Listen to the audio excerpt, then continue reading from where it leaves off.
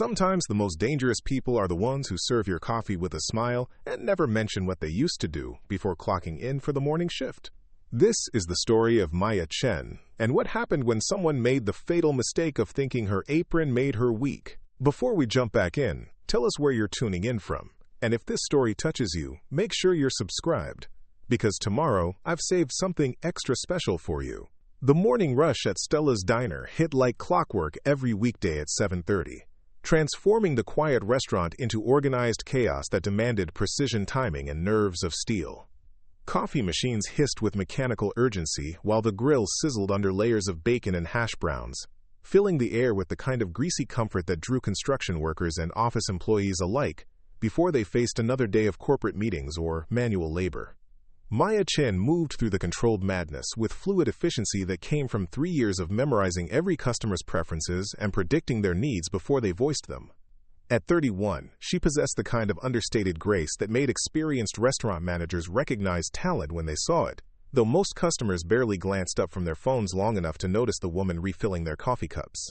Her black uniform hung loose around her frame, practical rather than flattering, with sleeves that covered the small scars on her forearms that customers might have questioned if they had bothered to look closely. The name tag pinned to her chest read simply Maya, in bold letters, giving no hint of the life she had lived before trading fighting gloves for serving trays and early morning alarm clocks. The breakfast crowd consisted mostly of regulars who had established routines over months or years of stopping by Stella's before work. Harold Peterson, a 72-year-old retired mechanic, always ordered 2 eggs over easy with wheat toast and black coffee, arriving precisely at 7:45 and leaving exact change plus a $3 tip. Sandra Williams, a nurse heading to her shift at Mercy General, grabbed a large coffee with 2 creams and a blueberry muffin, usually while checking text messages from her teenage daughter. Maya knew their names, their orders, and their personal stories because she listened when they talked, remembered details that mattered to them, and treated each interaction with genuine care rather than the mechanical politeness that characterized most service industry encounters. Her attention to detail and professional demeanor had earned respect from customers who appreciated competent service, though none of them suspected that her calm under pressure came from experience in environments where mistakes had consequences far more serious than cold coffee or delayed orders. The diner itself reflected the blue-collar character of Millfield, a mid-sized city where manufacturing jobs had given way to service industry employment, and small businesses struggled to compete with chain restaurants that offered cheaper food and faster service. Stella's had survived for 43 years by maintaining quality standards and personal service that kept customers returning despite newer options opening along the commercial strip that connected downtown to the interstate highway. Red vinyl booths lined the windows facing Main Street, their surfaces cracked but clean, repaired with care rather than replaced due to budget constraints that affected most locally owned establishments. The counter stretched along the kitchen pass, accommodating single diners who preferred eating alone while reading newspapers or scrolling through social media between bites of food prepared by Carlos, the head cook who had worked at Stella's longer than Maya had been employed anywhere. Behind the professional efficiency and customer service skills, Maya carried herself with a subtle awareness that most people missed entirely. She moved with economy of motion that suggested physical training beyond what restaurant work required, maintained perfect posture even during 12-hour shifts, and possessed the kind of situational awareness that came from years of expecting trouble from any direction. Her eyes tracked movement throughout the dining room without appearing to watch anything specific, noting who entered and left, which customers were becoming impatient, and where potential problems might develop before they escalated into situations requiring management intervention. The skills translated well to restaurant work, allowing her to anticipate needs and prevent conflicts, though their origins lay in training that had nothing to do with customer service. Maya had discovered that serving food required many of the same mental disciplines she had developed during her previous career: reading people's moods and intentions, staying calm under pressure, maintaining focus during extended periods of high stress, and solving problems quickly when unexpected situations arose.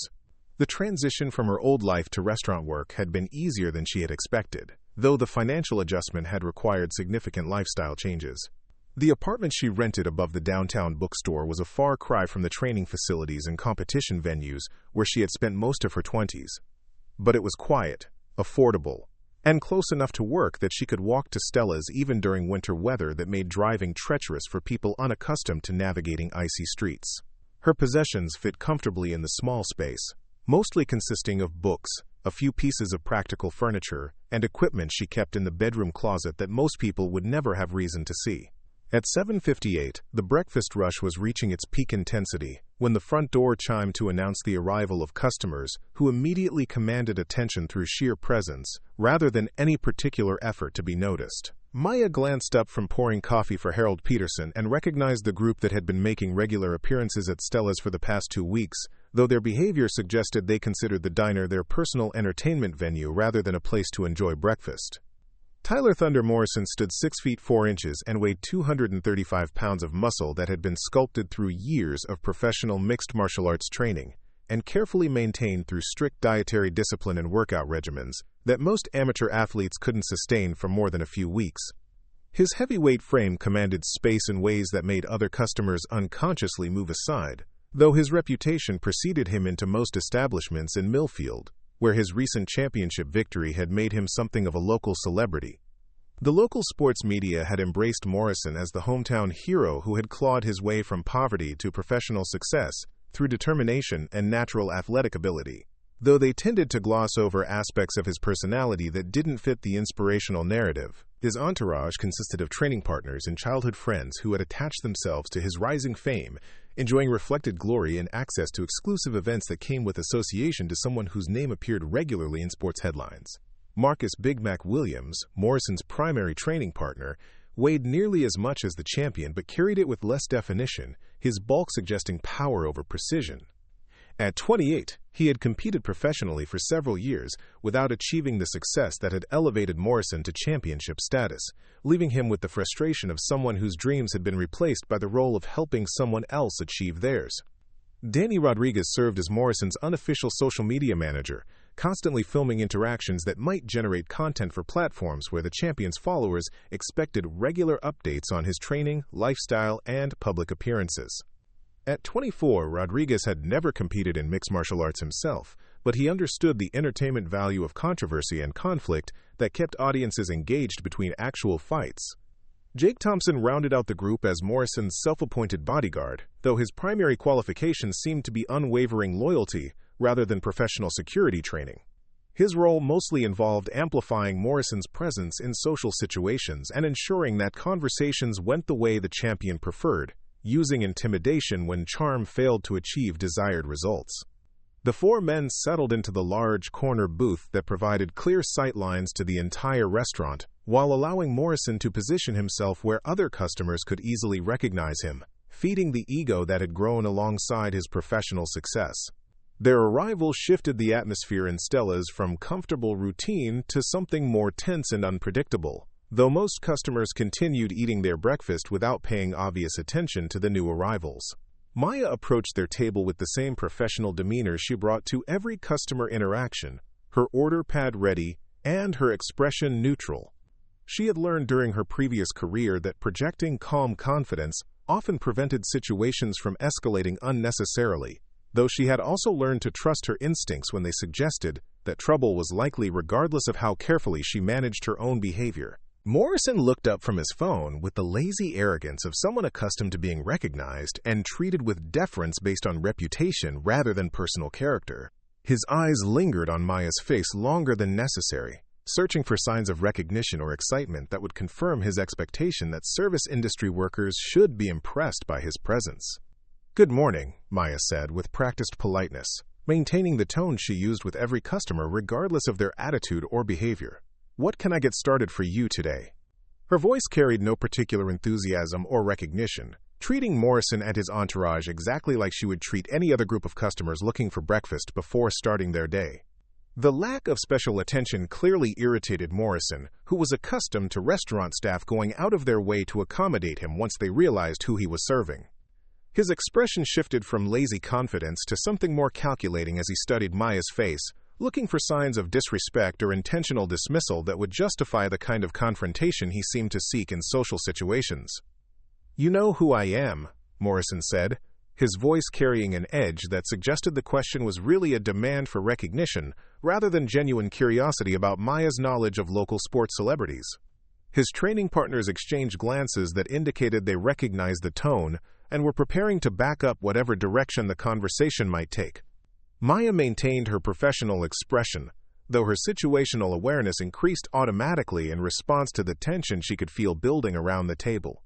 She had learned to recognize the signs of impending conflict long before most people realized that a situation was becoming dangerous, and everything about Morrison's body language suggested he was looking for an excuse to assert dominance over someone he perceived as safe to push around. "I'm sorry, but I don't follow local sports," Maya replied honestly, her tone remaining neutral and professional. "Are you ready to order, or would you like a few more minutes to look at the menu?" She made no effort to inflate his ego or pretend interest she didn't feel, treating him exactly like she would treat any other customer who hadn't yet decided what they wanted for breakfast. Morrison's face flushed with anger that seemed disproportionate to such a minor interaction, revealing the kind of explosive temper that had gotten him in trouble with athletic commissions and event promoters who preferred champions who could control themselves outside the ring as well as inside it. His hands clenched into fists automatically, muscle memory from years of training taking over when his emotional control faltered.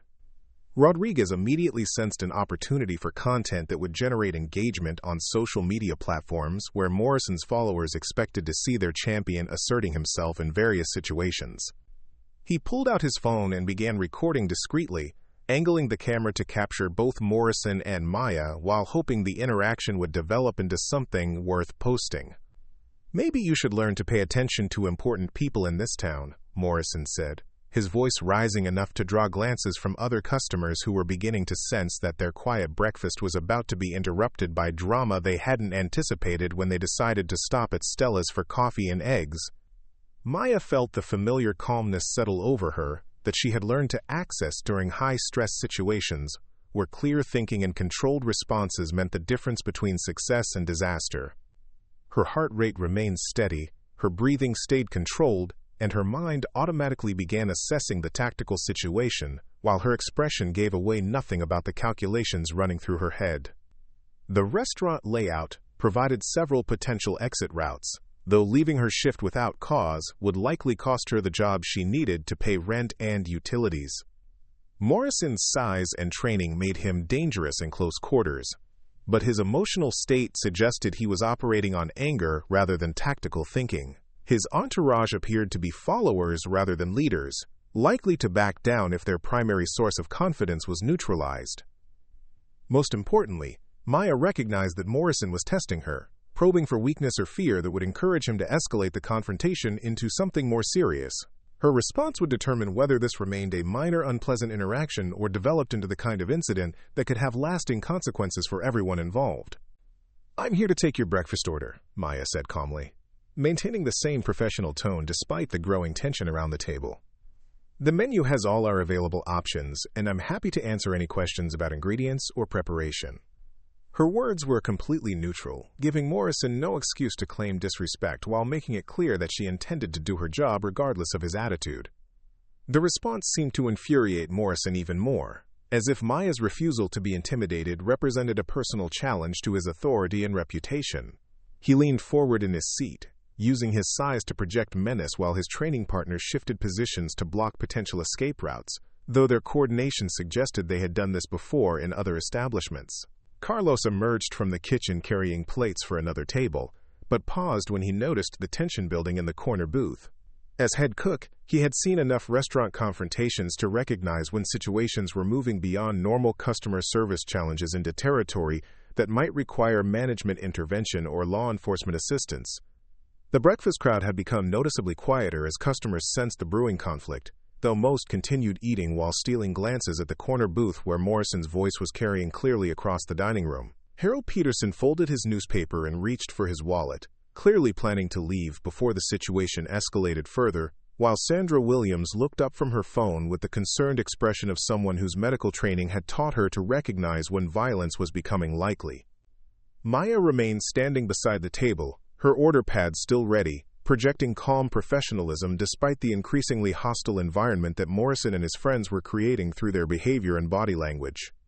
She had faced much more dangerous situations during her previous career, though the setting and stakes were completely different from anything she had encountered while wearing an apron and serving coffee. The front door chimed again as two more customers entered, but they immediately sensed the tension and hesitated near the entrance, uncertain whether they should find seats or leave, and return later when the atmosphere seemed more welcoming. The lunch rush wouldn't begin for several hours, but Stella's depended on steady breakfast business to cover morning operating costs, and confrontations that drove away customers could seriously impact daily revenue. Morrison seemed to realize that he had an audience for whatever performance he was planning to give, and his demeanor shifted from simple anger to something more theatrical as he prepared to demonstrate his dominance over someone he clearly considered beneath his notice under normal circumstances. The presence of Rodriguez's camera phone added another element to the situation, turning a restaurant confrontation into potential social media content that could be edited and shared to enhance Morrison's tough guy image. "You think you're too good to show some respect," Morrison said loudly enough for the entire restaurant to hear, his voice carrying the kind of aggressive challenge that experienced fighters recognized as the verbal equivalent of throwing the first punch. "I'm a professional athlete, a champion, and you're treating me like I'm nobody special." Maya's expression remained unchanged, though her peripheral vision tracked the positions of Morrison's friends and noted that Rodriguez was recording the interaction for reasons that probably weren't beneficial to her employment situation or personal safety. She had learned during her previous career that responding to verbal provocations with matching aggression usually escalated conflicts unnecessarily, while maintaining composure often revealed the true character of the people she was dealing with. "I treat all my customers with equal respect," Maya replied evenly, her voice carrying no anger or fear despite the increasingly threatening atmosphere that Morrison was creating through his behavior and physical presence. "Are you ready to place your order, or would you prefer to speak with my manager about your concerns?" The offer to involve management seemed to push Morrison over whatever line he had been approaching, as if Maya's professional response represented a form of disrespect that required immediate correction through more direct means. He stood up from the booth with fluid grace that demonstrated his athletic training, his movement controlled but clearly threatening, as he used his height and weight to loom over Maya in a way designed to intimidate through physical presence alone. "Your manager," Morrison repeated with mock amusement, his voice dripping with the kind of condescension that suggested he considered the entire situation beneath his dignity. "Maybe I should teach you some manners myself, since nobody else seems to have bothered." Preparing and narrating this story took us a lot of time, so if you are enjoying it, subscribe to our channel. It means a lot to us. Now, back to the story. His hands remained at his sides, but his posture and positioning clearly suggested violence was becoming a real possibility rather than just implied threat. The restaurant had fallen completely silent except for the sound of coffee brewing and the grill cooking food that was rapidly becoming secondary to the drama unfolding in the corner booth. Carlos had moved closer to the dining room, positioning himself where he could intervene quickly if necessary, while other customers prepared to leave or call for help depending on how the situation developed. Maya felt her training taking over automatically, muscle memory and situational awareness combining in ways that had kept her alive during encounters far more dangerous than an angry athlete looking to prove his dominance over restaurant staff. Her breathing remained controlled, her stance balanced, and her mind clear despite the adrenaline that was beginning to flow through her system in preparation for whatever came next. Morrison reached out to grab Maya's shoulder, his movement fast but telegraphed in the way that suggested he was accustomed to opponents who were intimidated by his reputation rather than prepared to defend themselves effectively. His intention seemed to be forcing her to acknowledge his authority through physical contact that would demonstrate his power over someone he considered helpless to resist. That was when Chen stopped being just a waitress and became something else entirely. The movement was so fast that most of the watching customers missed exactly what happened, seeing only Morrison reaching toward Maya, and then suddenly stumbling backward with a shocked expression that suggested he wasn't accustomed to having his physical advances redirected so efficiently. Maya had sidestepped his grab while simultaneously using his forward momentum to guide him past her, leaving him off balance and confused about how his simple intimidation tactic had been neutralized so completely. Maya's expression remained calm and professional, though her positioning had shifted slightly to maintain optimal distance and reaction time if Morrison decided to escalate the confrontation further. Her movement had been economical and precise, using Morrison's size and momentum against him rather than trying to match his strength directly, demonstrating training that went far beyond what most restaurant employees possessed. Morrison recovered his balance and spun around to face Maya, his expressions cycling through confusion, embarrassment, and mounting rage as he realized that his attempt to physically intimidate her had been effortlessly defeated by someone he had assumed would be helpless against his superior size and training.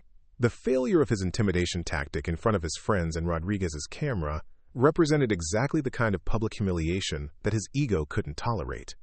The situation had crossed the line from verbal confrontation to physical contact, changing the legal and practical implications of whatever happened next. Maya understood that Morrison's pride was now involved in ways that made de-escalation much more difficult, though she also recognized that his emotional state was compromising his tactical thinking in ways that might work to her advantage if the situation continued to deteriorate. "You think you're some kind of tough girl?" Morrison snarled, his voice carrying genuine menace as he prepared to demonstrate why underestimating a professional fighter was a dangerous mistake for civilians who didn't understand the gap between amateur self-defense and elite athletic training. His stance shifted into something more familiar to anyone who had watched mixed martial arts competitions, hands coming up into guard position while his weight settled into a fighting stance. Maya remained in what appeared to be a casual standing position, though anyone with advanced martial arts training would have recognized the subtle adjustments in her posture that indicated readiness for immediate explosive movement in any direction. Her hands stayed at her sides, her expression unchanged, giving no obvious indication that she considered Morrison's fighting stance particularly threatening or impressive. Rodriguez continued recording with obvious excitement, recognizing that he was capturing content that would generate significant social media engagement, regardless of how the confrontation concluded. His camera captured Morrison's professional fighting stance, while Maya appeared to be an ordinary restaurant employee who was about to learn the difference between serving coffee and facing someone who made a living through controlled violence. The other customers in Stella's had realized that they were witnessing something far more serious than a typical customer service dispute, with several people pulling out phones to call for help while others prepared to leave immediately if the situation erupted into actual violence. Harold Peterson had abandoned his breakfast entirely and moved toward the exit, while Sandra Williams remained in her booth but had her phone ready to call emergency services if needed. Carlos emerged from the kitchen carrying a baseball bat that was kept behind the counter for security purposes, though his expression suggested he wasn't entirely confident about his ability to intervene effectively in a confrontation involving a professional athlete who probably outweighed him by 60 pounds. The situation had moved beyond anything covered in restaurant management training, entering territory where law enforcement response would be necessary regardless of how the immediate confrontation concluded. Morrison stepped forward with predatory confidence, his movement controlled and patient as he prepared to demonstrate what happened when ordinary people made the mistake of challenging someone whose career was built on hurting opponents who had trained their entire lives to avoid being hurt. His hands were positioned to grab or strike, his stance balanced for immediate explosive movement, and his expression suggested he was looking forward to teaching Maya a lesson about respect and consequences. That was when Chen decided that hiding who she really was had become more dangerous than revealing it. The transformation happened so quickly that even Morrison's trained eyes couldn't track all the moving parts, as Maya shifted from defensive positioning to something that would have been immediately recognizable to anyone familiar with elite-level mixed martial arts competition.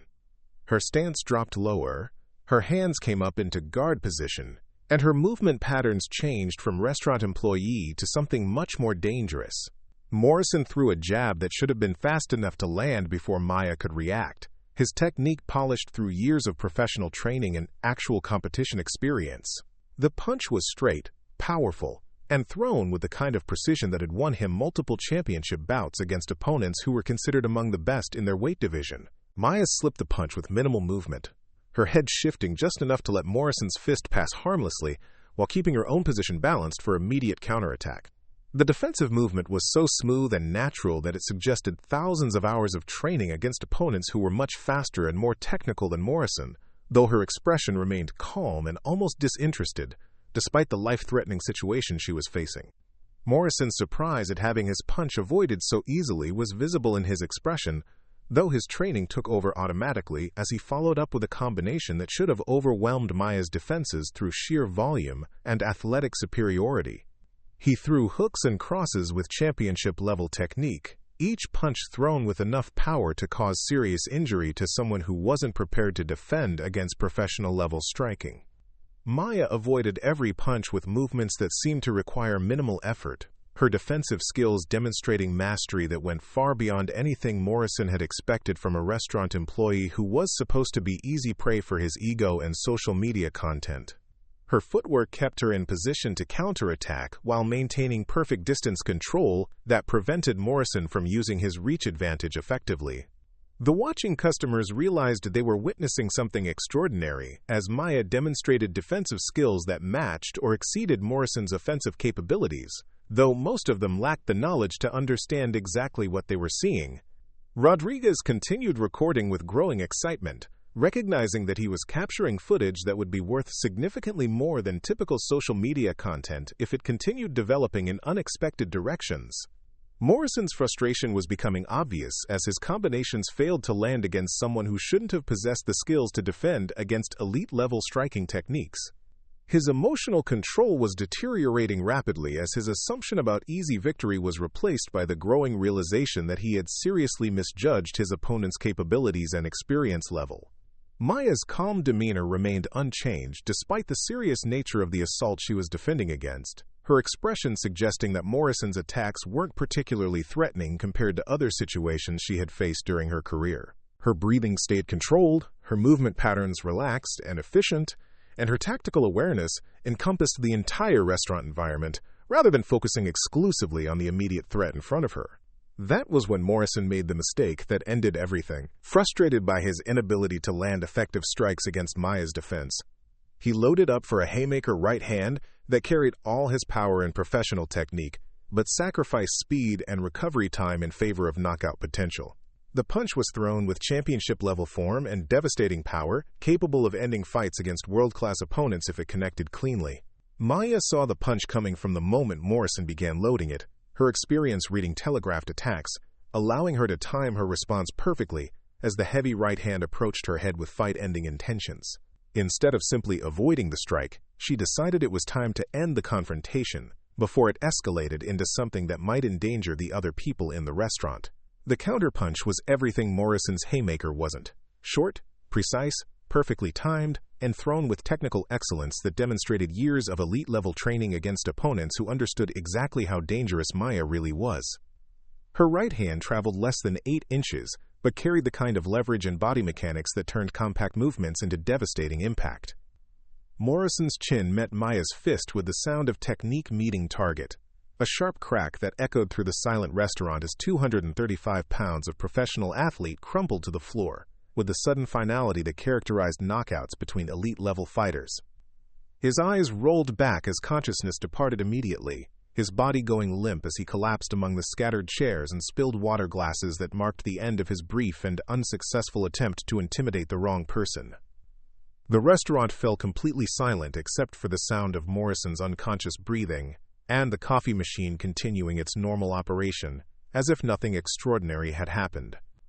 Maya stood over the fallen champion with the same calm expression she had maintained throughout the entire confrontation, her professional demeanor unchanged despite having just knocked out a professional fighter with a single punch thrown with surgical precision. Rodriguez stared at his phone screen in shock, realizing that he had recorded footage of his friend and meal ticket being knocked unconscious by a restaurant employee who had just demonstrated fighting skills that exceeded anything Morrison had shown in his professional career. The video would be worth a fortune to sports media outlets, though sharing it would probably end Rodriguez's relationship with Morrison permanently. Maya straightened her uniform and picked up her order pad from where it had fallen during the confrontation, her movement casual and unhurried as she prepared to return to her normal duties serving breakfast to customers who were still trying to process what they had just witnessed. The transformation from waitress to elite fighter and back to waitress had taken less than 30 seconds from start to finish.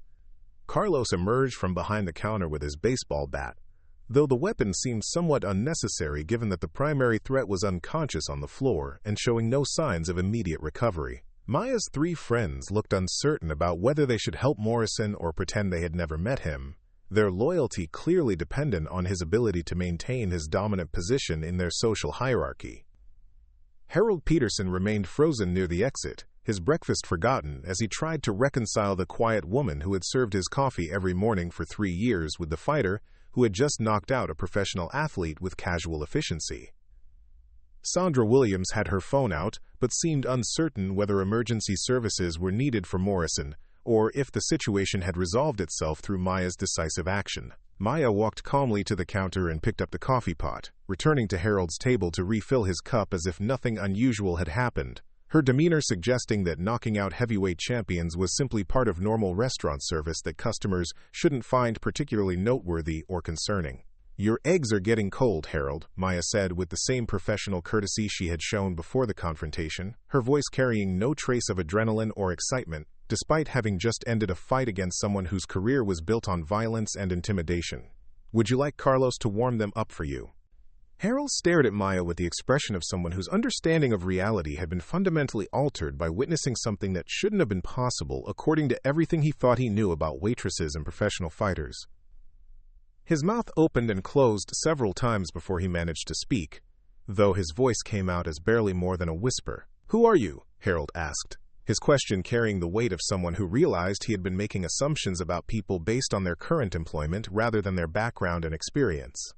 The woman pouring his coffee was clearly not the person he had thought he knew, despite 3 years of regular morning conversations about weather and local news. Maya set the coffee pot down and looked at Harold with the kind of gentle patience she reserved for customers who had earned her respect through consistent courtesy and decent tips, her expression softening slightly as she recognized his genuine confusion rather than celebrity-seeking curiosity about her demonstration of unexpected capabilities.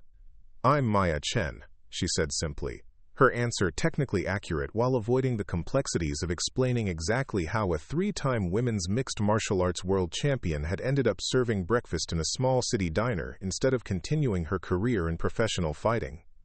"And I'm still your waitress, Harold.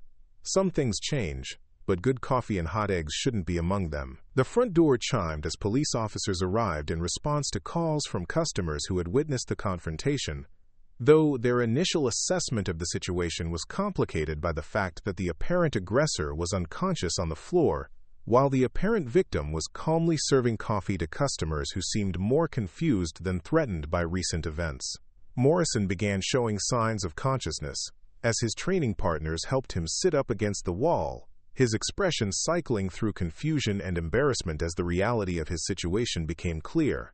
Being knocked unconscious by a waitress in front of witnesses and cameras represented exactly the kind of humiliation that could end athletic careers and social media followings built on images of invincible toughness. Maya continued her normal duties, while the police sorted through witness statements and video evidence that clearly showed Morrison initiating physical contact, while Maya defended herself with the minimal force necessary to end the threat he represented.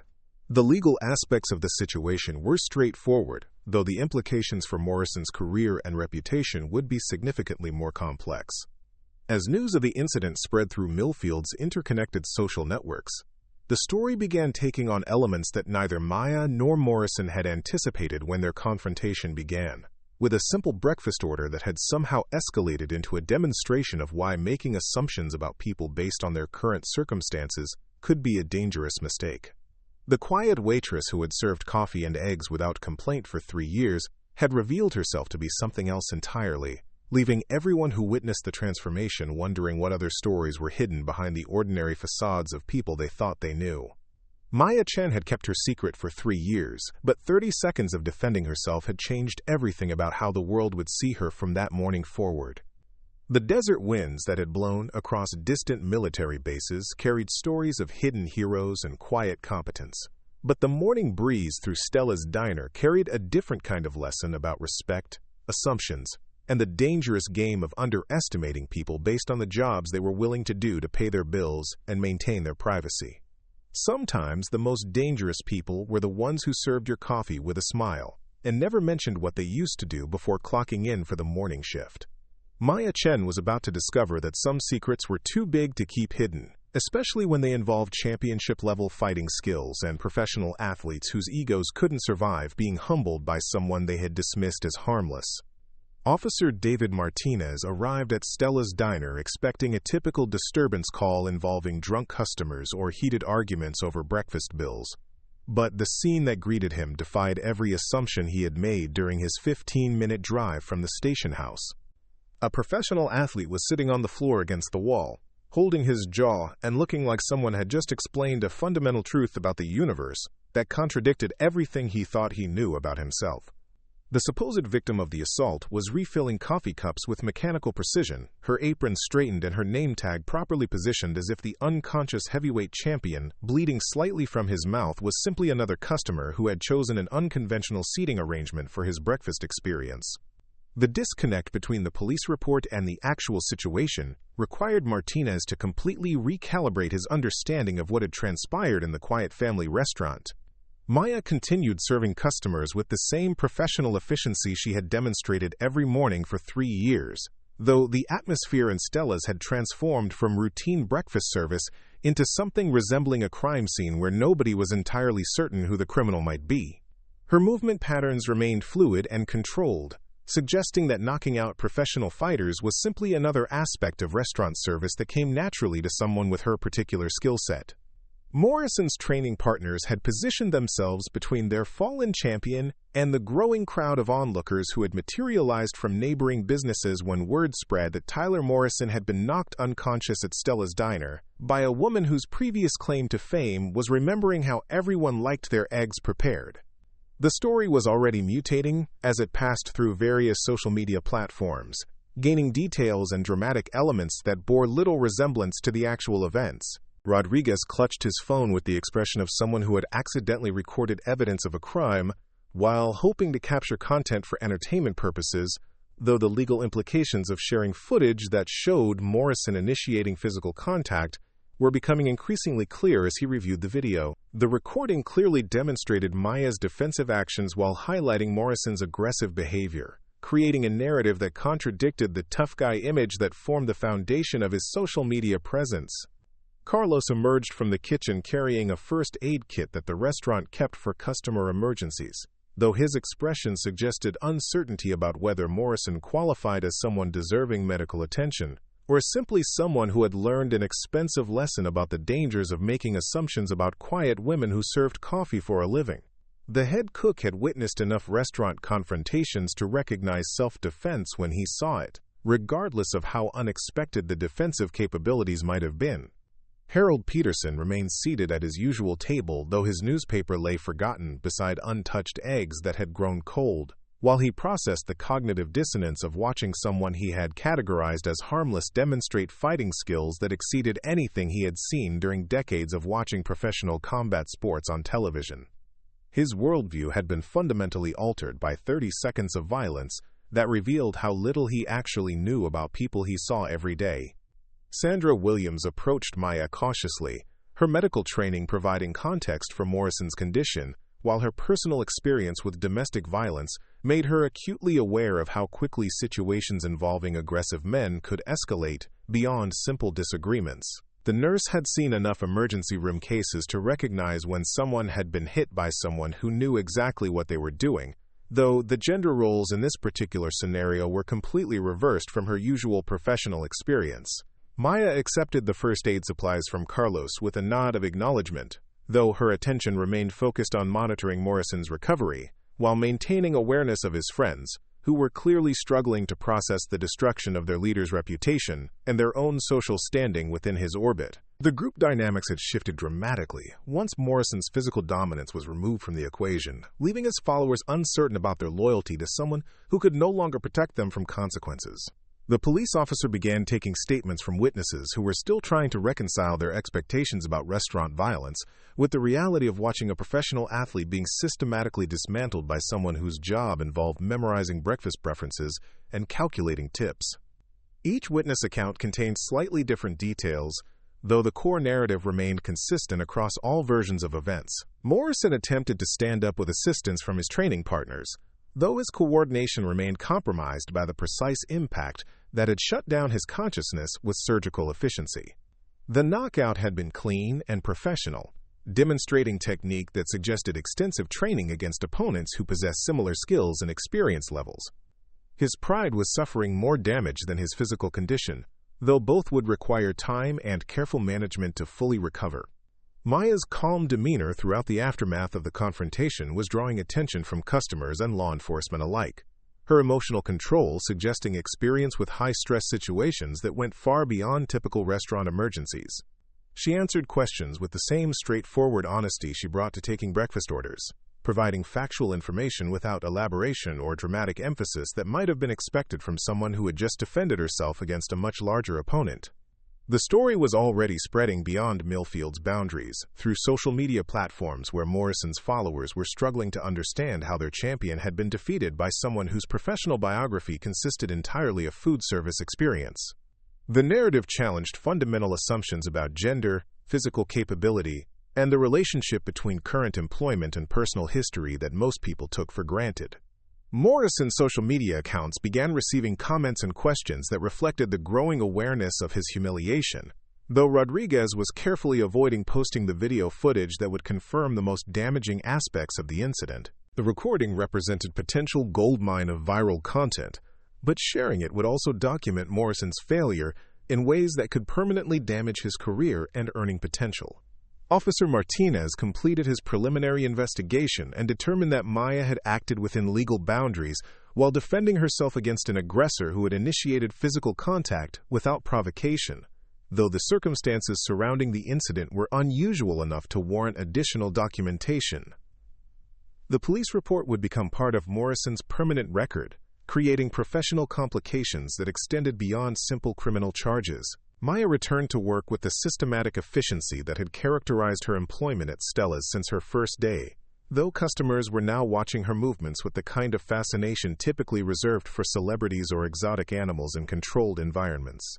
Her transition back to normal duties created an surreal atmosphere, where breakfast service continued around an unconscious athlete who was slowly regaining his faculties.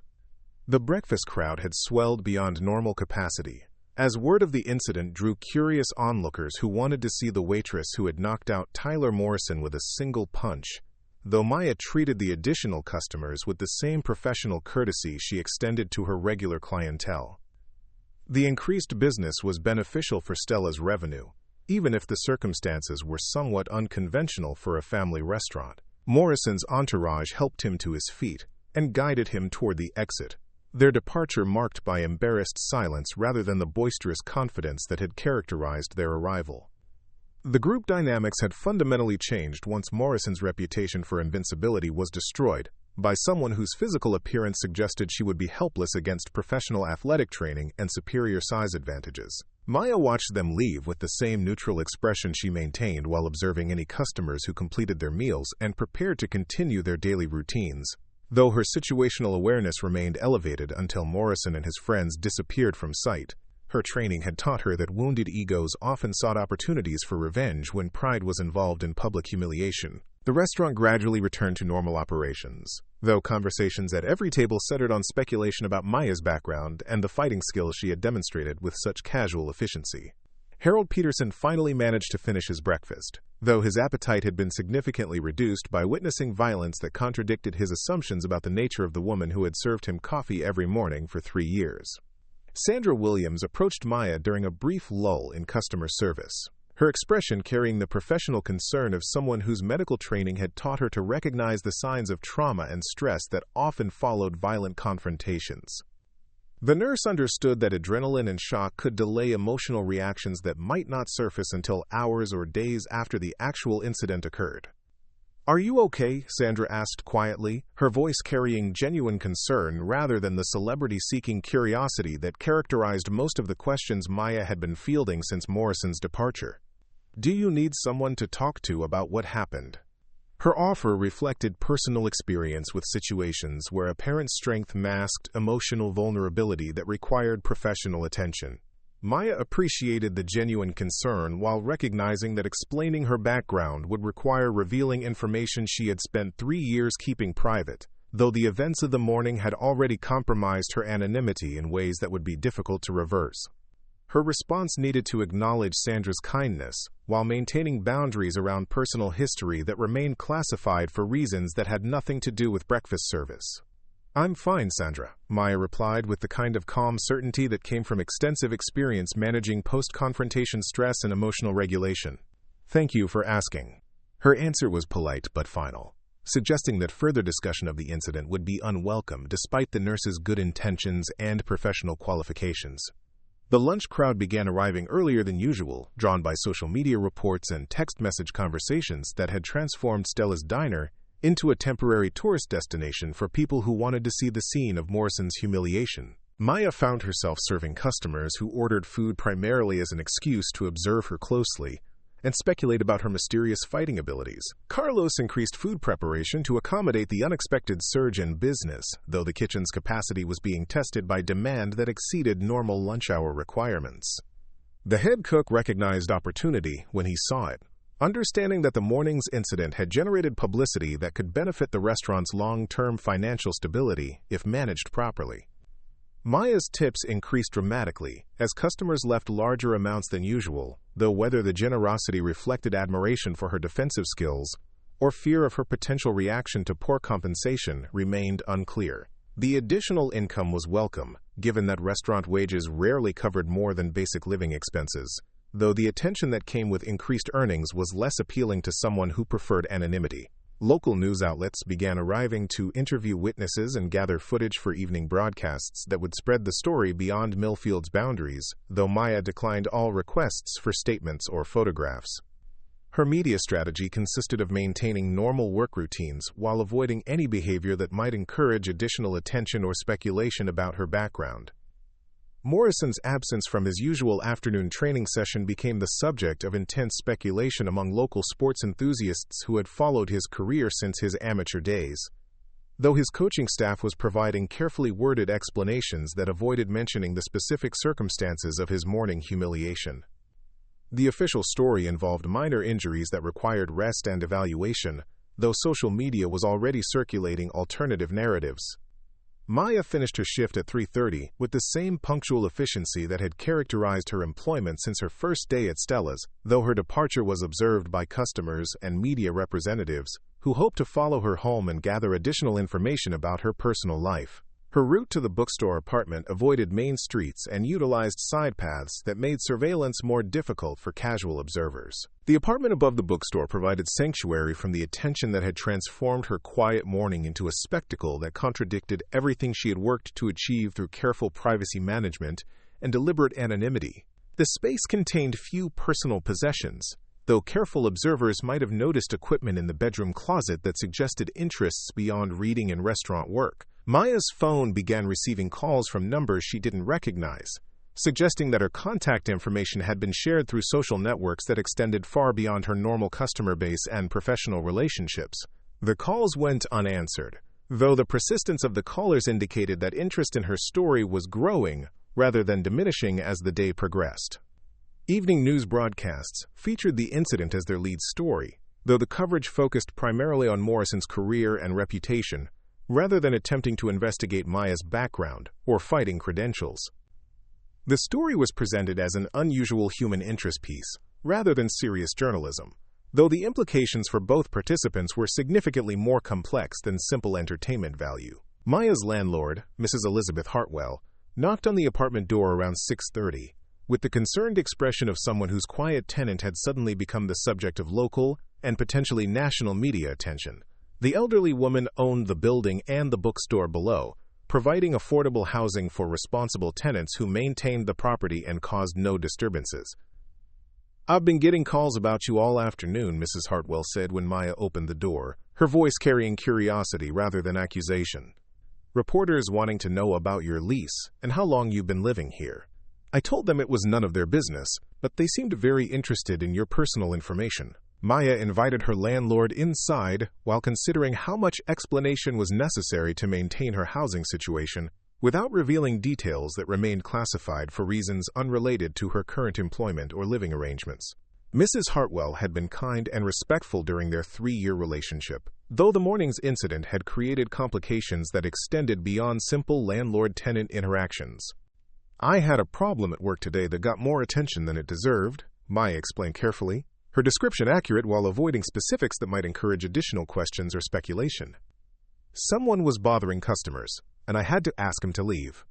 The explanation was technically truthful while minimizing the dramatic elements that had captured public attention.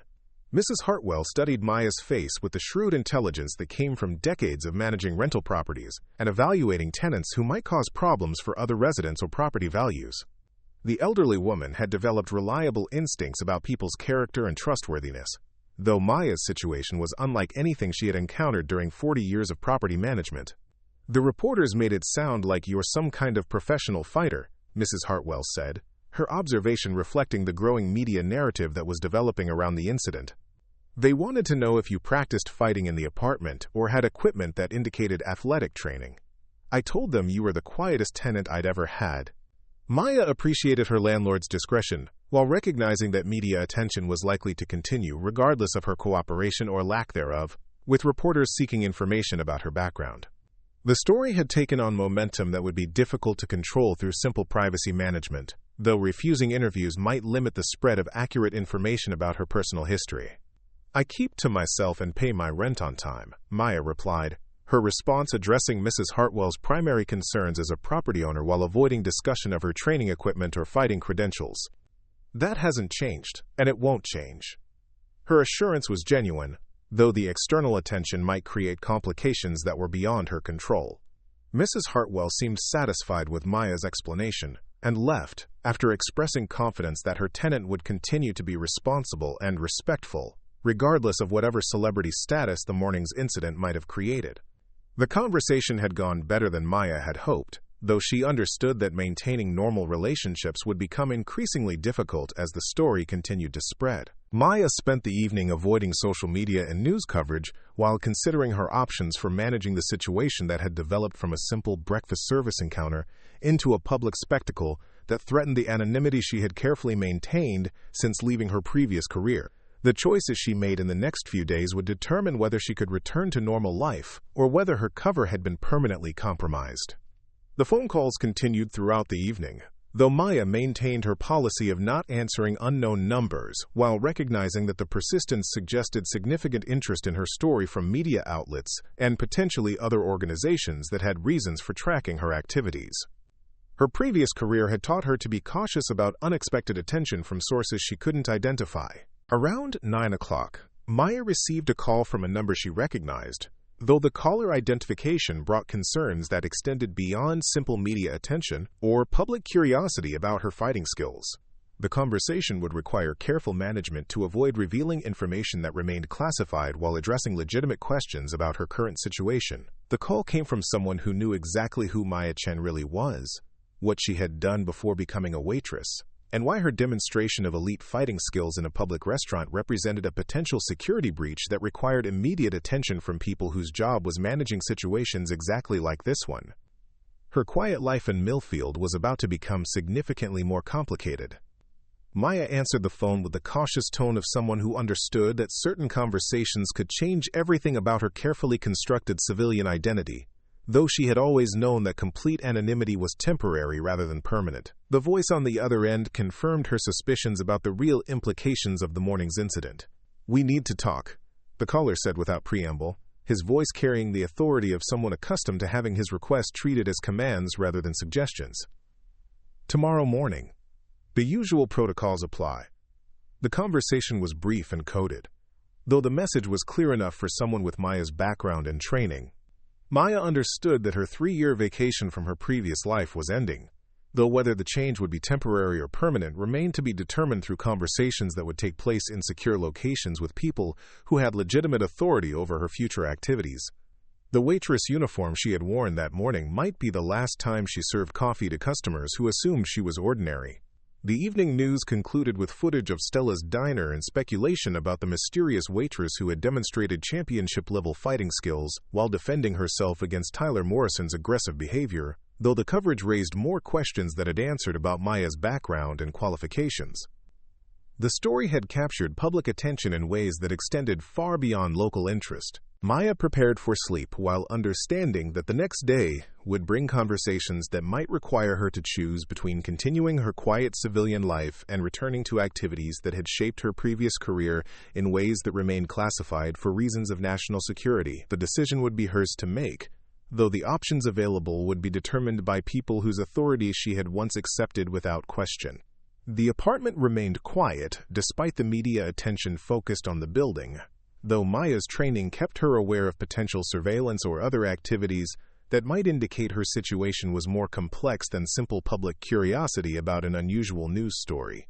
Her transition from Waitress back to her previous identity might already be underway regardless of her personal preferences. Outside, Millfield continued its normal evening routines while social media platforms carried the story of the waitress who had knocked out a professional fighter to audiences far beyond the small city where the incident had occurred. Maya Chen had tried to disappear into ordinary life, but 30 seconds of defending herself had made anonymity impossible to maintain. The phone remained silent for the rest of the evening, though Maya understood that tomorrow would bring conversations that would determine whether she could continue serving breakfast to customers who thought they knew her, or whether her cover story had been permanently compromised by one moment of revealed competence. Either way, her life was about to change in ways she couldn't control. Maya fell asleep wondering whether Harold Peterson would still want his eggs over easy if he knew what she had really done before learning to operate the coffee machine at Stella's diner, and whether the quiet life she had built would survive the scrutiny that came with knocking out heavyweight champions in front of witnesses who had smartphones and social media accounts. Some secrets were too big to keep hidden, especially when they involved the kind of training that could neutralize professional athletes with single punches thrown with surgical precision. Maya Chen was about to discover whether 3 years of pouring coffee had been a permanent career change, or simply a temporary assignment that was now reaching its conclusion. The morning sun cast long shadows across Millfield's empty streets as Maya walked toward the designated meeting location, her footsteps echoing off concrete sidewalks that would soon fill with commuters heading to jobs that didn't require security clearances or classified backgrounds. The industrial park on the outskirts of town housed mostly abandoned warehouses and forgotten manufacturing facilities, making it ideal for conversations that couldn't take place in public venues or recorded environments. Agent Sarah Collins waited beside a black sedan that bore no identifying marks or government plates, her professional attire and confident posture immediately recognizable to someone who had worked with federal operatives during her previous career. The woman appeared to be in her early 40s, with the kind of controlled demeanor that came from years of managing sensitive situations that required discretion and careful information management. Maya approached the vehicle with measured steps, her casual civilian clothing contrasting sharply with the formal atmosphere that surrounded most interactions with government representatives who dealt with classified personnel and sensitive operations. The morning air carried the industrial scent of machinery and diesel fuel that reminded her of military installations where similar conversations had taken place under very different circumstances. Collins studied Maya's approach with professional interest, noting details that most civilians would miss entirely, but that trained operatives automatically cataloged as part of threat assessment protocols. The waitress who had served coffee for 3 years moved with the kind of spatial awareness and controlled confidence that suggested her skills extended far beyond what she had demonstrated at Stella's diner. "Good morning, Maya," Collins said as they met beside the sedan, her greeting carrying the familiarity of someone who had reviewed extensive files and background reports before arranging this meeting. "I trust you understand why we need to discuss yesterday's incident and its implications for your current status." Maya nodded without surprise, having expected this conversation since receiving the coded phone call that had interrupted her evening routine and reminded her that certain obligations extended beyond her civilian employment and carefully maintained anonymity. The demonstration of elite fighting skills in a public venue had triggered protocols that were designed to protect both national security interests and the individuals who possessed sensitive information. "Your cover has been compromised in ways that create risks for ongoing operations and personnel who remain active in classified programs," Collins continued, her explanation delivered with the matter-of-fact tone that characterized briefings on sensitive subjects. "The social media coverage and local news attention have drawn inquiries from sources that concern us." Maya understood the implications without requiring detailed explanation, having been thoroughly briefed on security protocols during her transition to civilian life 3 years earlier. Her fighting skills and professional background had been carefully hidden through documentation that created a complete civilian identity, though public demonstrations of her capabilities could potentially expose other personnel who relied on similar cover stories. "The incident at the restaurant was self-defense," Maya replied calmly, her response addressing the legal aspects of the situation while acknowledging the security concerns that had prompted this meeting. I didn't initiate contact or reveal information beyond what was necessary to protect myself and other customers. Collins opened a tablet computer and displayed photographs that had been captured from various social media posts and news coverage, showing Maya's defensive movements and the precise counterpunch that had ended Morrison's aggressive behavior. The images had been analyzed by experts who understood exactly what they were looking at when elite-level fighting skills were demonstrated under stress conditions. "Your technique was flawless," Collins observed, her assessment carrying professional appreciation for Maya's abilities while highlighting the problems created by such obvious competence. Unfortunately, it was also recognizable to people who understand what three-time world champions look like when they're defending themselves. "Your retirement was supposed to be permanent." Maya had known this moment would eventually arrive, though she had hoped for more time to establish her civilian identity, before circumstances forced her to choose between maintaining her cover and protecting innocent people from harm. The confrontation with Morrison had been unavoidable once he initiated physical contact, though the consequences extended far beyond simple self-defense. "The fighting community has been speculating about your identity since video footage started circulating last night," Collins explained, showing Maya screenshots of forum discussions and social media posts where mixed martial arts experts were analyzing her movements and comparing them to archived footage of elite female fighters who had disappeared from competition circuits. Maya reviewed the online speculation with growing concern, recognizing that her anonymity was dissolving rapidly as people with extensive knowledge of professional fighting techniques shared their observations and theories about her background. The analysis was becoming increasingly accurate as more experts contributed their knowledge to the collective investigation. "Several former opponents and training partners have already contacted sports media outlets claiming they recognize your fighting style and technique," Collins continued, her information highlighting how quickly Maya's carefully constructed civilian identity was being dismantled by people who possessed insider knowledge of the professional fighting world. The implications extended beyond simple privacy concerns, as Maya's previous career had included classified training and operations that remained sensitive for national security reasons. Her transition to civilian life had been carefully managed to protect ongoing programs and personnel who might be compromised if her background became public knowledge. Collins explained that the investigation into Maya's identity had attracted attention from foreign intelligence services that maintained active surveillance of American martial arts competitions and training facilities, seeking to identify individuals who might possess military or intelligence training that could be valuable for recruitment or elimination purposes.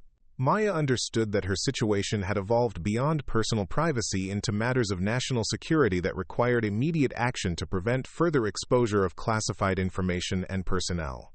The choice between maintaining her civilian cover and accepting reassignment to active duties was being made for her by circumstances beyond her control. "We have three options to consider," Collins said, outlining alternatives that had been developed by analysts who specialized in managing compromised cover identities and exposed personnel. Each option carried significant implications for Maya's future and the security of related operations and personnel. The first option involved complete relocation and new identity documentation that would allow Maya to establish civilian life in a different region under enhanced security protocols designed to prevent future exposure.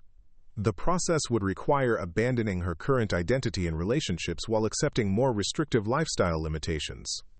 Collins explained that relocation would provide the highest level of security for ongoing operations, while allowing Maya to maintain civilian status, though the isolation and constant vigilance required would be significantly more demanding than her current situation in Millfield.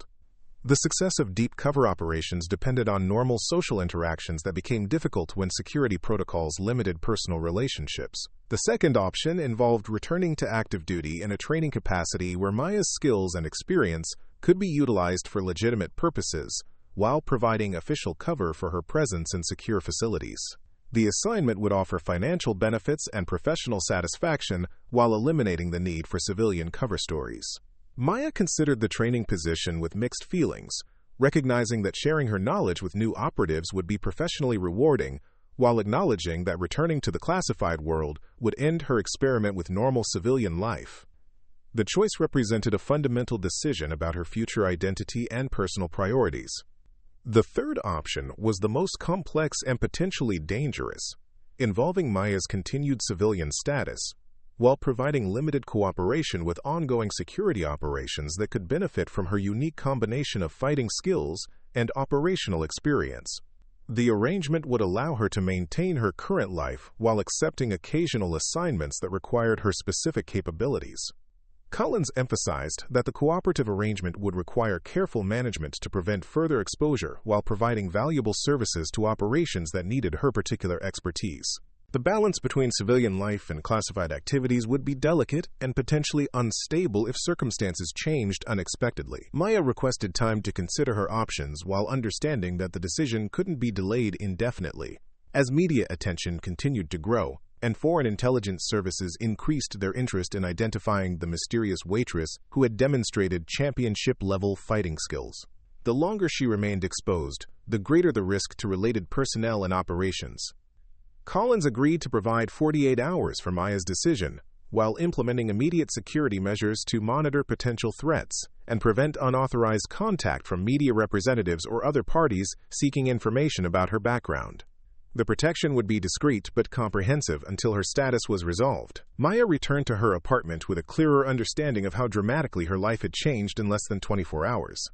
Though she had always known that complete anonymity was temporary rather than permanent for someone with her background and skills. The incident with Morrison had simply accelerated a timeline that would have eventually arrived through other circumstances. The walk back to town provided time for reflection on the 3 years she had spent serving coffee and learning to appreciate the simple routines of civilian life that most people took for granted. The relationships she had built with regular customers like Harold Peterson and Sandra Williams represented genuine connections that would be difficult to abandon regardless of security requirements. Maya spent the afternoon considering her options while monitoring social media coverage that continued to expand as more people contributed information and speculation about her identity. The investigation was becoming crowdsourced, as mixed martial arts enthusiasts from around the world shared knowledge and resources to solve the mystery of the fighting waitress. Tyler Morrison had released a carefully worded statement through his management team, acknowledging the incident while avoiding specific details that might further damage his reputation or legal standing. The statement emphasized his respect for all service industry workers while suggesting that the confrontation had been a misunderstanding that was blown out of proportion by social media attention. Morrison's social media accounts remained largely silent as his team worked to manage the crisis and prevent further damage to his brand and earning potential, though underground fighting forums were circulating unofficial footage and detailed analysis of his defeat that contradicted the official narrative of mutual misunderstanding. Maya's phone continued receiving calls from media outlets and documentary producers who wanted to tell her story, though she maintained her policy of not responding to unknown numbers, while recognizing that persistent attention would make normal life increasingly difficult regardless of her cooperation with investigators. The evening news featured follow-up coverage that included interviews with combat sports experts who provided technical analysis of Maya's defensive techniques and counterattack, though their commentary raised more questions than it answered about her training and competitive background. The speculation was becoming increasingly sophisticated as more qualified analysts contributed their expertise. Harold Peterson arrived at Stella's diner the next morning at his usual time, though his demeanor suggested uncertainty about whether Maya would be working her normal shift given the media attention and speculation surrounding her identity. The elderly man had spent considerable time thinking about their 3-year relationship and how little he actually knew about the woman who had served his coffee every morning. Maya was behind the counter when Harold entered, her presence providing continuity that helped maintain the illusion of normal routine despite the extraordinary circumstances that had transformed her from anonymous waitress to local celebrity overnight. Her professional demeanor remained unchanged, though she was acutely aware of the increased attention from both regular customers and curious newcomers. "The usual order, Harold?" Maya asked, with the same friendly efficiency she had demonstrated every morning since beginning work at Stella's, her consistency providing comfort to customers who were struggling to reconcile their assumptions about her with the reality of what they had witnessed during Morrison's visit. Harold nodded gratefully while studying Maya's face for signs of stress or change that might indicate how the recent events had affected her personally and professionally. The elderly man possessed enough life experience to recognize that dramatic incidents often had delayed consequences that weren't immediately apparent to outside observers. "Are you planning to stay in Millfield?" Harold asked quietly, his question reflecting genuine concern for Maya's well-being rather than curiosity about her mysterious background or fighting credentials. The community would miss you if you decided to move somewhere with less attention and media coverage. Maya appreciated Harold's discretion and genuine concern, while recognizing that questions about her future plans would become increasingly common, as people realized that her situation had fundamentally changed in ways that might require relocation or career changes. Her answer needed to be honest without revealing information that remained classified. "I'm considering my options," Maya replied carefully, her response acknowledging uncertainty while avoiding specific details about meetings with federal agents or security protocols that governed her decision-making process. "This has been a good place to work, and I've enjoyed serving the community here." Harold seemed satisfied with her answer, while clearly hoping that Maya would find ways to remain in Millfield, despite the complications created by unwanted celebrity status and media attention. The elderly man had come to value their morning conversations and the reliable quality of service that had made Stella's Diner his preferred breakfast destination. Sandra Williams arrived for her usual coffee and muffin, though her medical training provided perspective on trauma response and stress management that made her more observant than most customers about Maya's emotional state and coping mechanisms. The nurse understood that individuals with high-stress backgrounds often developed sophisticated strategies for managing pressure that weren't obvious to casual observers. Maya served Sandra with the same professional courtesy she extended to all customers, though the nurse's knowing expression suggested recognition that yesterday's incident had revealed capabilities that raised questions about Maya's background and training. The interaction was friendly but carried undercurrents of curiosity that hadn't existed during their previous encounters. "You handled yourself remarkably well yesterday," Sandra observed quietly while Maya prepared her coffee order, her comment reflecting professional assessment rather than celebrity-seeking curiosity. "Most people would have been traumatized by that kind of confrontation, but you seemed completely in control of the situation." Maya acknowledged the observation with a slight nod while avoiding detailed discussion of her emotional responses or stress management techniques that had been developed through training that remained classified for security reasons. Her calm during the incident had been genuine rather than performed, though explaining why would require revealing information that was restricted. The lunch crowd brought increased attention from customers who had read about the incident online or heard detailed accounts from people who had witnessed Morrison's defeat firsthand, though Maya maintained her professional standards while serving people whose primary interest was observing her rather than enjoying their meals. Carlos had embraced the additional business generated by Maya's newfound celebrity status while maintaining kitchen operations that kept food quality consistent, despite increased volume, and the distraction of media representatives who continued seeking interviews and background information. The head cook understood that sustained attention would only benefit the restaurant if service standards remained high. Maya's tips continued reflecting customer appreciation that went beyond normal restaurant service, though whether the generosity was motivated by respect for her defensive skills or fear of her potential reaction to poor compensation remained unclear. The additional income was welcome given her uncertain employment future and potential relocation expenses. Around 2 o'clock, Maya received a text message from Agent Collins requesting a meeting that evening to discuss developments that had emerged since their morning conversation, though the coded language suggested that new information had complicated her situation in ways that required immediate attention. The message indicated that her 48-hour decision window might be shortened by external factors.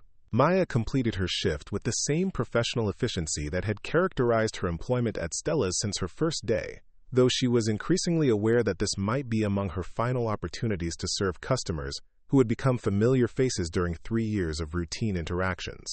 The relationships she had built would be difficult to replace regardless of where her future assignments might take her.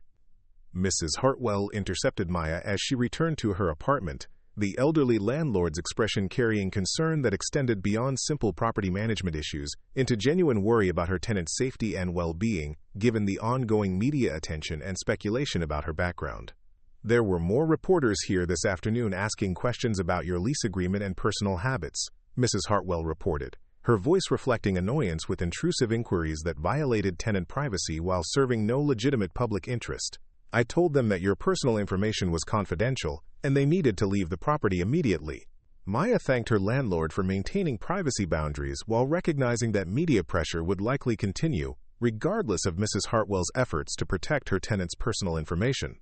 The situation was evolving beyond what civilian privacy protections could effectively manage, given the level of interest her story had generated. The evening meeting with Agent Collins took place at a different location, a secure conference room in a federal building that provided electronic countermeasures and privacy protections necessary for discussing classified information and sensitive personnel decisions. The formal setting indicated that Maya's situation had escalated to levels requiring enhanced security protocols. Collins was accompanied by 2 additional agents whose presence suggested that Maya's case had attracted attention from higher organizational levels than typically handled routine cover identity issues or personnel reassignments. The expanded team indicated that decisions about her future would involve broader considerations than simple individual preferences or career planning. "We've identified foreign intelligence operatives who have been actively investigating your identity since video footage of yesterday's incident began circulating on social media platforms," Collins explained, her briefing highlighting security concerns that extended far beyond domestic media attention or celebrity status among mixed martial arts enthusiasts. The investigation had revealed sophisticated efforts to match Maya's fighting techniques with archived footage of international competitions and training sessions that might provide clues about her background and current location. Foreign operatives were utilizing advanced analytical tools and human intelligence networks to identify the mysterious Waitress. Collins displayed satellite imagery and surveillance photographs that documented foreign intelligence activities in Millfield, including operatives who had been observed near Stella's diner and Maya's apartment building conducting reconnaissance that suggested preparation for contact attempts, or more aggressive intelligence-gathering operations. Maya reviewed the evidence with growing concern, recognizing that her presence in Millfield was creating security risks for innocent civilians who had no connection to her background or the classified operations that had shaped her previous career. The foreign interest in her identity represented exactly the kind of exposure that retirement protocols were designed to prevent. "Your continued presence here endangers not only yourself but also everyone who has regular contact with you," Collins continued, her assessment highlighting the ethical dimensions of Maya's decision-making process. Harold Peterson, Sandra Williams, Carlos, and Mrs. Hartwell could become targets for foreign operatives seeking leverage or information about your activities. The possibility that her civilian relationships might expose innocent people to danger from foreign intelligence services was the factor that ultimately determined Maya's choice among the options that had been presented for managing her compromised cover identity. Protecting the people who had shown her kindness during her civilian life took precedence over personal preferences about her future career. Maya chose the relocation option with enhanced security protocols, accepting the isolation and lifestyle restrictions necessary to prevent further exposure while protecting the Millfield community from potential threats generated by foreign intelligence interest in her background and capabilities. The decision would require abandoning the relationships and routines that had provided satisfaction during her civilian experience. Collins explained that the relocation process would begin immediately with temporary housing in a secure facility, while new identity documentation was prepared and background histories were established for her next civilian assignment. The transition would be managed by specialists who understood the psychological challenges of abandoning established identities and relationships. Maya requested permission to say goodbye to Harold Peterson and Sandra Williams in ways that wouldn't reveal her departure plans or create security risks, though she understood that even limited contact might expose them to continued surveillance by foreign operatives seeking information about her new location and identity. Collins agreed to supervised contact with selected individuals under security protocols that would protect both Maya and her civilian friends, while allowing closure for relationships that had provided genuine connection during her 3 years of hiding in plain sight. The arrangements would require careful choreography to prevent security breaches. Maya returned to her apartment for the final time, packing the few possessions that would accompany her to the next phase of her life while leaving behind books and furniture that had made the small space feel like home during her experiment with normal civilian existence.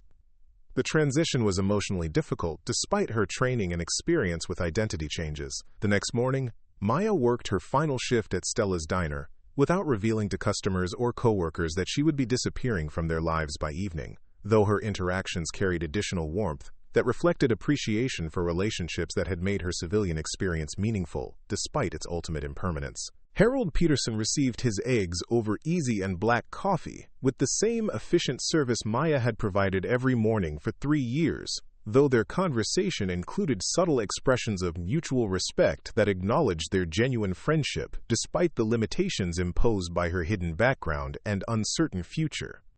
Sandra Williams accepted her coffee and muffin while exchanging the kind of knowing glances that suggested the nurse understood more about Maya's situation than she was willing to discuss openly, though her expression conveyed support and understanding for difficult choices that sometimes had to be made for reasons that couldn't be shared with civilian friends.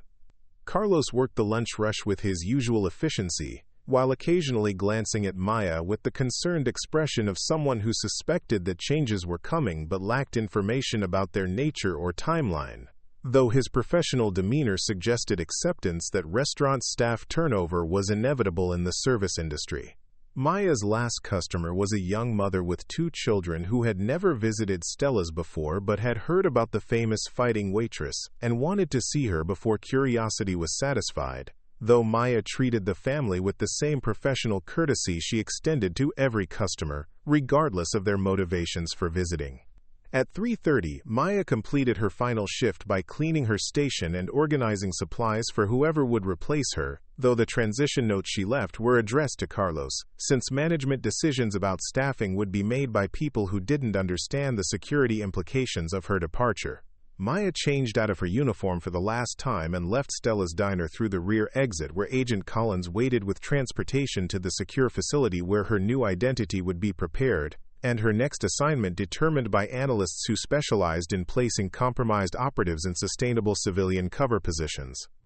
The drive out of Millfield took Maya past familiar landmarks that had become part of her daily routine during 3 years of building a life based on normal civilian concerns like rent payments and customer service rather than classified operations and national security objectives, though she understood that anonymity had always been temporary rather than permanent. Maya's replacement arrived at Stella's diner the following Monday, a middle-aged woman with extensive restaurant experience but no martial arts background who served coffee and eggs with competent professionalism, while customers gradually adjusted to the reality that the famous fighting waitress had disappeared as suddenly as she had been revealed.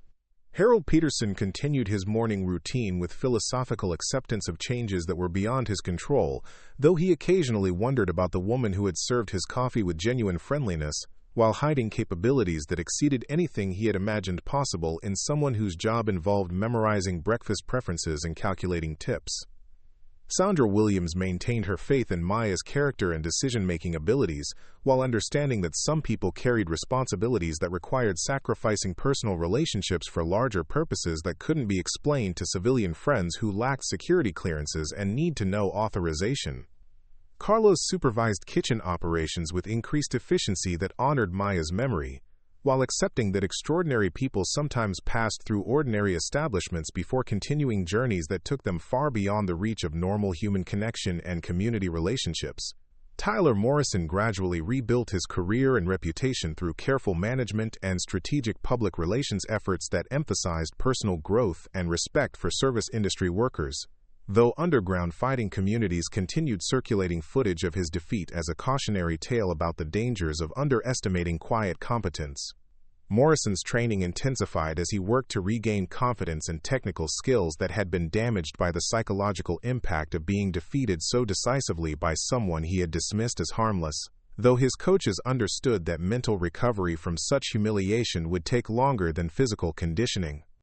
Mrs. Hartwell rented Maya's apartment to a graduate student who paid rent punctually and caused no disturbances, while providing none of the quiet companionship that had made the previous tenant an ideal neighbor, despite her mysterious background and ultimate departure under unexplained circumstances. The media attention surrounding the incident gradually diminished as news stories captured public interest, though mixed martial arts enthusiasts continued analyzing footage and speculating about Maya's identity in online forums that preserved the mystery for future investigators who might possess additional information or analytical capabilities. Stella's diner returned to normal operations, serving breakfast and lunch to customers who occasionally asked about the famous fighting waitress, but generally accepted that extraordinary people sometimes passed through ordinary places before continuing lives that took them beyond the reach of casual curiosity and local celebrity status.